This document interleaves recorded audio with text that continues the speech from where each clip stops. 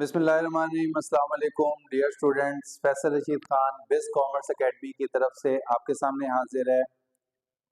Students, last lecture मेरा था journal से मुतालिक, और मैंने जो प्लान किया हुआ था वो ये था कि जर्नल के बाद जो अकाउंटिंग साइकिल में नेक्स्ट स्टेप आता है लेजर, और फिर ट्रायल बैलेंस, और फिर होगा। लेकिन कुछ चूँकि आपको मैंने शुरू में जिक्र किया था कि एक ऑब्जेक्टिव है कि चूँकि करीब आईकॉम के बच्चों के एग्ज़ाम्स होने वाले हैं और उस हवाले से वो प्रिपरेशन कर रहे हैं, तो स्टूडेंट्स ने मेरे से रिक्वेस्ट की कि सर हमें कुछ इम्पोर्टेंट जो है लेक्चर फाइनल अकाउंट्स और दीगर चैप्टर जहाँ से हमारे क्वेश्चंस आते हैं नॉर्मली, सो लेजर और ट्रायल बैलेंस को स्किप करके मैं फाइनल अकाउंट के मुतालिक आज आपको लेक्चर दूंगा, सो दैट के स्टूडेंट्स कम वक्त में, चूँकि उनका अभी अप्रैल में आगे ऑनवर्ड एग्ज़ाम शुरू हो जाएंगे, तो वो इससे भरपूर फ़ायदा उठा सकें। और उनकी रिक्वेस्ट पे मैंने कुछ चैप्टर्स जो है वो स्किप किए हैं, जो कि मैं भी आने वाले वक्त में मैं फिर उसके मुतालिक लेक्चर्स आपको यहाँ पर अपलोड हो जाएंगे। फाइनल अकाउंट से मुतालिक हम पढ़ेंगे कि फाइनल अकाउंट्स क्या है। स्टूडेंट्स, अकाउंटिंग साइकिल में स्टार्ट मैंने आपको बताया था कि पहला स्टेप जो है वो रिकॉर्डिंग का है, रिकॉर्डिंग ऑफ द ट्रांजैक्शन, जो कि जर्नल हमने उससे मुतालिक पढ़ा और विच वाज इम्पोर्टेंट लेक्चर, ठीक है। और उसे स्टूडेंट क्वेश्चन भी आता है कॉम में।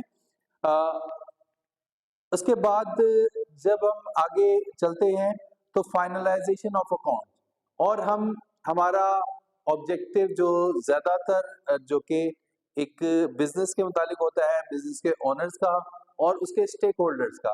सो वो जानना चाहते हैं कि बिजनेस किस डायरेक्शन पर चल रहा है, क्या ये कुछ प्रॉफिट अर्न कर रहा है या इसकी फाइनेंशियल पोजीशन क्या है, ठीक है। सो प्रॉफिट जो है वो बहुत ज़्यादा इम्पोर्टेंट है, और ओनर्स का बहुत ज़्यादा इंटरेस्ट होता है कि देखें कि क्या प्रॉफिट अर्न कर रहा है बिजनेस। सो प्रॉफिट कैसे मालूम किया जा सकता है? Profit is equal to revenue minus expenses. बहुत सिंपल है, बहुत सारे लोग इसको जानते होंगे, बिजनेसमैन भी नॉर्मली, और स्टूडेंट्स इसके मुतालिक जानते हैं, और कॉमन मैन भी, एक आम आदमी भी इसके मुतालिक जानता है कि प्रॉफिट क्या होता है। अपनी आमदनी में से अखराजात को अगर बिजनेस या कारोबार माइनस कर दे तो फिर प्रॉफिट मालूम हो जाता है, ठीक है। यहाँ पर मैं आपको थोड़ा सा ले चलूँ, मैं अकाउंटिंग कॉन्सेप्ट के मुतालिक मैंने आपको एक लेक्चर दिया था और मैंने कहा था ये कॉन्सेप्ट जो है वो इन्वॉल्व होंगे। सो फाइनल अकाउंट से मुतालिक जो हमारा मेन एक जो कॉन्सेप्ट है वो एक है मैचिंग प्रिंसिपल, या मैचिंग कॉन्सेप्ट कह लें इसे, या मैचिंग प्रिंसिपल। मैंने आपको इसके मुताबिक बताया था कि मैचिंग कॉन्सेप्ट क्या है, कि एक्सपेंसेस को रेवेन्यू के साथ कंपेयर करना, और कौन से एक्सपेंसेस और कौन सा रेवेन्यू। देखिए, ये बहुत जरूरी है इसके मुताबिक जानना कि मैचिंग कॉन्सेप्ट ही कहता है कि अगर आपने एक साल किसी भी एक अकाउंटिंग पीरियड के कॉन्सेप्ट उसके रेवेन्यूज अगर आप कैलकुलेट कर रहे हैं तो उनको कंपेयर करेंगे उसी अकाउंटिंग पीरियड के एक्सपेंसेस के साथ। फॉर एग्जांपल, अगर रेवेन्यू है 2012 के, तो ऐसा नहीं हो सकता कि हम एक्सपेंसेस जो है वो 2011 के उसको उसके साथ कंपेयर करें। So it is not possible, ठीक है। या हम पॉसिबल तो है बट हम ट्रू जो है वो नतीजे पर नहीं पहुंच सकेंगे। सो इसके लिए क्या है कि अगर रेवेन्यू 2012 के हैं तो एक्सपेंसेस भी 2012 के होंगे, then we come to know about the exact profit, कि हम एग्जैक्टली प्रॉफिट मालूम कर सकेंगे कि इस साल का प्रॉफिट क्या है, ठीक है। सो मैचिंग कॉन्सेप्ट कहता है कि अकाउंट जो रेवेन्यूज हैं और एक्सपेंसेस वो सेम अकाउंटिंग पीरियड के होने चाहिए। यहाँ पर एक और कॉन्सेप्ट भी आ जाता है और वो है अकाउंटिंग पीरियड कॉन्सेप्ट। स्टूडेंट्स, मैंने आपको बताया था कि ये वो बेसिक assumptions हैं जिसके तहत हम अकाउंटिंग को के जो डिफरेंट मेथड है या डिफरेंट जो स्टेटमेंट्स हैं या उसके डॉक्यूमेंट्स हैं वो कैलकुलेट करते हैं। अकाउंटिंग पीरियड कॉन्सेप्ट क्या है कि देखिए, हमेशा अकाउंटिंग की फाइनलाइजेशन एक जहन में रख के की जाती है कि एक खास अरसा पर ये मुश्तमिल होता है जिसमें हम अकाउंट्स को क्लोज करते हैं, ठीक है।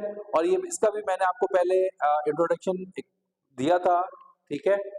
वंस अगेन मैं चूंकि फाइनल अकाउंट से मुतालिक हमारे लेक्चर है, सो मैं इसको रिपीट कर दूं कि अकाउंटिंग पीरियड कॉन्सेप्ट क्या है कि आप किसी एक खास अरसे को जो है बेस बनाएंगे जो कि नॉर्मली एक साल होता है।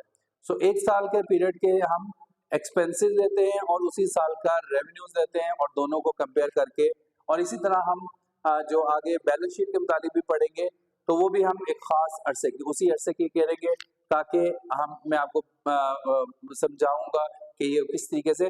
सो अकाउंटिंग पीरियड को हम बेस बनाते हैं कि एक खास अकाउंटिंग पीरियड, कई ऑर्गेनाइजेशन में 6 महीने का भी होता है और वैसे कुछ की ये प्रैक्टिस होती है कि वो मंथली भी क्लोज कर लेते हैं अपने अकाउंटिंग रिकॉर्ड्स को, लेकिन नॉर्मली जो है जो कि लीगली भी रिक्वायरमेंट है वो एक साल की रिक्वायरमेंट है, ठीक है। सो ये हमारा फाइनल अकाउंट से मुतालिक एक जो ये था कि ये इसमें मेनली आपके दो कॉन्सेप्ट जो है वो इन्वॉल्व होंगे सो दैट हम अपने एक्सपेंसेस और रेवेन्यू का। अब यहाँ पर हमने क्या करना है, फाइनल अकाउंट में सबसे पहली जो स्टेटमेंट बनती है वो बनती है trading profit and loss. Trading profit and loss account जिसमें हम ये मालूम करते हैं कि इस साल में कंपनी ने क्या अर्न किया है और या क्या लॉस किया है, क्या चीज लूज की है, प्रॉफिट अर्न किया है या नुकसान उठाया है, ठीक है। सो ये पहली स्टेटमेंट। और दूसरे नंबर पर हम बैलेंस शीट, बैलेंस शीट बनाते हैं सो दैट कंपनी की या बिजनेस की माली हालत के बारे में मालूम हो सके कि बिजनेस की माली हालत क्या है, फाइनेंशियल पोजीशन क्या है, कितनी स्ट्रांग है, उसके एसेट्स कितने डेवलप हो गए हैं और आने वाले वक्त में वो किस तरीके से उन एसेट्स की बेस पर आगे बिजनेस को ग्रो किया जा सकता है। इसके अलावा भी फाइनल अकाउंट्स में दीगर स्टेटमेंट भी हैं जिसमें स्टेटमेंट ऑफ रिटेन अर्निंग्स होती है, कैश फ्लो स्टेटमेंट्स होती हैं, ठीक है। बट यहाँ पर चूंकि आईकॉम के लेवल पर हमारी ये दो मेन जो स्टेटमेंट है जो कि हम तैयार करेंगे और यहाँ पर हम जो है वो इसके मुतालिक जानेंगे, ठीक है। सो trading profit and loss account से प्रॉफिट मालूम किया जा सकता है और बैलेंस शीट से फर्म की या बिजनेस की माली पोजीशन, ठीक है। और ये हम रिकॉर्ड कहाँ से बनाएंगे, इसके लिए जो हमें बेसिस है वो मिलती है ट्रायल बैलेंस। सो हम ट्रायल बैलेंस को बेस बनाते हुए हम इनको फाइनल करेंगे और उसमें से ट्रायल बैलेंस में तमाम अकाउंट्स जो उस बिजनेस में, जो कि मैंने आपको एक बड़ा कंप्रिहेंसिव लेक्चर दिया है जिसमें मैंने आपको सारे assets, liabilities, expenses, revenues, capital और लायबिलिटीज के बारे में, आपको 5 पिलर्स के बारे में और उनकी मैंने डिटेल बताई कि कितने अकाउंट्स इन्वॉल्व हो सकते हैं, इसके अलावा भी कुछ हो सकते हैं, ठीक है। सो ट्रायल बैलेंस में वो तमाम अकाउंट जो कि कंपनी के बिजनेस में इन्वॉल्व हो रहे हैं, ठीक है, वो तमाम अकाउंट्स का डेबिट को डेबिट साइड पे लिखा जाता है, क्रेडिट को क्रेडिट साइड पे, और इनका टोटल किया जाता है which should always be equal, उनका टोटल इक्वल आता है। उसमें से फिर कुछ अकाउंट जो है वो प्रॉफिट एंड लॉस अकाउंट में शो किए जाते हैं और कुछ अकाउंट जो है वो बैलेंस शीट में, ठीक है। यानी इसमें से एक्सपेंसेस और रेवेन्यू हम trading profit and loss account में वहां कैलकुलेट करते हैं, फाइनलाइज करते हैं, जबकि capital, liabilities and capital, liabilities और एसेट्स ये हम बैलेंस शीट में इसको ले जाते हैं, फाइनलाइज करते हैं और उनकी कैलकुलेशन करते हैं। सो फाइनल अकाउंट्स का मैंने एक थोड़ा सा ओवरऑल व्यू दिया आपको। आज के लेक्चर में, और नेक्स्ट लेक्चर में मैं इंशाल्लाह आपको बताऊंगा कि ट्रेडिंग अकाउंट सबसे पहले वो किस तरीके से प्रिपेयर किया जा सकता है, कैसे बनाया जा सकता है, और उसके बाद फिर प्रॉफिट एंड लॉस अकाउंट, ठीक है। और फिर उसके बाद हम आगे चलेंगे और बैलेंस शीट के मुतालिक बढ़ेंगे। सो आज का लेक्चर आपको कैसा लगा ये आपके कमेंट्स बताएंगे। ज़्यादा से ज़्यादा लेक्चर को व्यू करें, इसको लाइक करें, अपने दोस्तों के साथ, अपनी कम्युनिटी के साथ इसको शेयर करें, ताकि बहुत सारे स्टूडेंट्स और बहुत सारे वो लोग जो कि अकाउंटिंग के मुतालिक जानना चाहते हैं, उन तक ये मालूमात पहुंच सके और वो इससे फ़ायदा उठा सके। आपकी पसंदीदा का बहुत शुक्रिया।